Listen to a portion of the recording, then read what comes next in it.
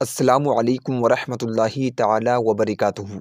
नाज़रीन गिरामी, मेरा नाम है मोहम्मद अनस और आप देख रहे हैं AHTV। नाज़रीन गिरामी, इस वीडियो के अंदर मैं आपको बताऊंगा कि इशा के अंदर जो वित्र की नमाज़ अदा की जाती है वो किस तरीके से अदा की जाती है, उसके अंदर किस तरीके से हमको सूरतें पढ़नी होती हैं, किस तरीके से नियत करनी होती है, मर्द हज़रात किस तरीके से अदा कर सकते हैं और औरतें किस तरीके से अदा कर सकती हैं, सारा तरीका डिटेल के अंदर बताऊँगा। तो इस वीडियो को अभी से लाइक कर दें और वीडियो को शेयर भी कर दें। तो चलिए शुरू करते हैं। तो नाज़रीन ग्रामी, सबसे पहले मैं आपको बताता चलूँ कि जो वित्र की नमाज़ होती है वो ना ही सुन्नत होती है, ना ही नफ़्ल होती है और ना ही फ़र्ज़ नमाज़ होती है, बल्कि क्या होती है, वाजिब नमाज़ होती है। ठीक है, वाजिब नमाज़ होती है।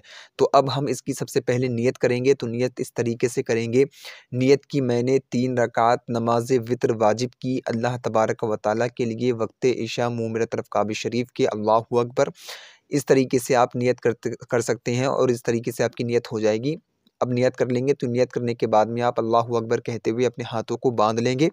तो आप पहली रकात अदा करेंगे। तो पहली रकात के अंदर आपको सबसे पहले क्या पढ़ना होगी, सना पढ़ना होगी। ठीक है, सना बोलते हैं सुबहानक अल्लाहुम्मा व बिहम्दिका व तबारक अस्मुका व तआला जद्दुका व ला इलाहा गैरुक। और उसके बाद में आपको आऊज़ु बिल्लाहि मिनश शैतानिर रजीम बिस्मिल्लाहिर रहमानिर रहीम पढ़ने के बाद में सूरह फातिहा यानी कि अल्हम्दुलिल्लाहि रब्बिल आलमीन, ये आपको पढ़ना होगी। इसके बाद में आप जो है कुरान मजीद की एक सूरत मिलाएँगे, लेकिन सूरह फातिहा और सूरत के बीच में ना ही आऊज़ु पढ़ेंगे, ना ही बिस्मिल्लाह पढ़ेंगे। तो आप कुरान मजीद से एक सूरत मिलाएँगे, जो भी आपको याद हो वो इसके अंदर पढ़ सकते हैं। मिसाल के तौर पर हम इसके अंदर पढ़ेंगे, ठीक है, सूरह नस्र, जो कि कुरान मजीद के 30वें पारे के अंदर मौजूद है। तो हम इसके अंदर सूरह नस्र पढ़ेंगे और सूरह नस्र पढ़ने के बाद में हम क्या करेंगे, रुकू करेंगे। ठीक है, रुकू करेंगे और रुकू करने के बाद में हम उसके बाद में 2 सजदे अदा करेंगे। ये सारा तरीका आपको पता होगा किस तरीके से सजदे करते हैं, किस तरीके से रुकू करते हैं। तो फिर 2 सजदे करेंगे और 2 सजदे करने के बाद में हमारी ये पहली रकात पूरी हो जाएगी। अब हम जो है दूसरी रकात के लिए खड़े होंगे। तो दूसरी रकात के अंदर हम सबसे पहले सना नहीं पढ़ेंगे। ठीक है, सना नहीं पढ़ेंगे, बिस्मिल्लाहिर रहमानिर रहीम पढ़ने के बाद में सूरह फातिहा पढ़ेंगे और सूरह फातिहा पढ़ने के बाद में हमको कुरान मजीद से एक सूरत मिलानी होगी। लेकिन इसके अंदर हम जो है कुरान मजीद की जो सूरह लहब है, ठीक है, सूरह लहब जो कि 30वें पारे के अंदर मौजूद है, सूरह नस्र के बाद में डायरेक्ट यही वाली सूरत आती है सूरह लहब। तो इसको पढ़ेंगे और इसको पढ़ने के बाद में हम रुकू कर लेंगे। ठीक है, जिस तरीके से हम पहली रकात के अंदर रुकू करेंगे, उसी तरीके से हम दूसरी रकात के अंदर जो है रुकू कर लेंगे। और उसके बाद में रुकू से खड़े होने के बाद में फिर हम सजदे के अंदर जाएंगे, 2 सजदे अदा करेंगे। ठीक है, 2 सजदे अदा करेंगे और रुकू के अंदर 3 मरतबा सुबहान रब्बियल अज़ीम कहेंगे और सजदों के अंदर, दोनों सजदों के अंदर 3-3 मरतबा सुबहान रब्बियल आला कहेंगे। और उसके बाद में हम जो है बैठ जाएँगे और इस तरीके से हमारी दूसरी रकात पूरी हो जाएगी। तो दूसरी रकात जब हम यानी कि दूसरी रकात के दोनों सजदे अदा कर लेंगे तो उसके बाद में बैठ जाएँगे और बैठ जाने के बाद में हमको क्या है, अत्तहियात पढ़ना होगी। ठीक है, अत्तहियातु लिल्लाहि वस्सलावातु वत्तय्यिबातु, ये वाली जो पूरी सूरत होती है इसको पढ़ना होगा। और इसको पढ़ने के बाद में हम अशहदु पर उँगली खड़ा करने के बाद में फिर जब हमारी अत्तहियात पूरी हो जाएगी तो फिर हम जो है तीसरी रकात के लिए खड़े हो जाएँगे।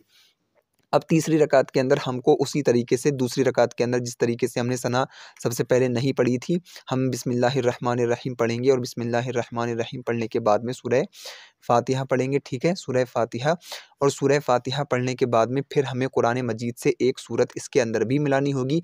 आपको जो भी याद हो वो आप इसके अंदर पढ़ सकते हैं। मिसाल के तौर पर हम इसके अंदर पढ़ लेते हैं सूरह इखलास। ठीक है, सूरह इखलास बोलते हैं कुल हुवल्लाहु अहद अल्लाहु समद लम यलिद वलम यूलद वलम यकुल लहू कुफुवन अहद, ये वाली जो पूरी सूरत होती है इसको सूरह इखलास बोलते हैं।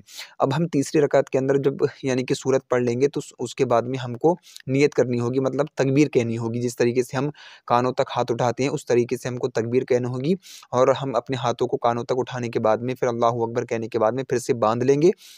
तो इस तरीके से ये हमारी तकबीर हो जाएगी।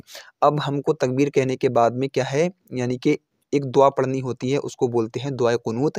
ये आपको स्क्रीन पर दिख रही होगी, इसको ही दुआए कुनूत बोलते हैं। ठीक है, तो हम क्या पढ़ेंगे, दुआए कुनूत। तकबीर कहने के बाद में हमको दुआए कुनूत पढ़नी होगी।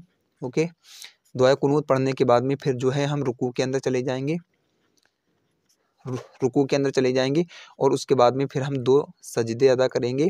ठीक है, 2 सजदे अदा करेंगे और उसके बाद में फिर बैठ जाएंगे और बैठने के बाद में अत्तहियात पढ़ेंगे और अत्तहियात पढ़ने के बाद में दुरूद इब्राहीमी पढ़ेंगे और दुरूद इब्राहीमी पढ़ने के बाद में हमको जो है मतलब सलाम फेर देना है, तो इस तरीके से हमारे जो यानी कि वित्र होते हैं ये सही तरीके से अदा हो जाते हैं। लेकिन अब बात ये आती है कि अगर किसी को दुआए कुनूत याद नहीं है, तीसरी रकात के अंदर जो पढ़ी जाती है वो अगर याद नहीं है तो फिर वो क्या करे? तो मैं आपको बता देता हूँ कि अगर किसी शख्स को दुआए कुनूत याद नहीं है तो फिर वो उसकी जगह पर ये पढ़ सकता है, अल्लाहुम्मा रब्बना आतिना फ़िद दुनिया हसनतम व फ़िल आखिरति हसनतम व क़िना अज़ाबन्नार। ठीक है? तो इस तरीके से आप जो है यानी कि वित्र नमाज़ को सही तरीके से अदा कर सकते हैं। उम्मीद है कि ये वीडियो आपको यानी कि आपके लिए फ़ायदेमंद रही होगी। अगर ये वीडियो फ़ायदेमंद रही है, पसंद आई है तो लाइक और शेयर ज़रूर कर दें और चैनल को भी ज़रूर सब्सक्राइब करें। मिलते हैं एक और शानदार वीडियो के अंदर, जब तक के लिए अल्लाह हाफ़िज़।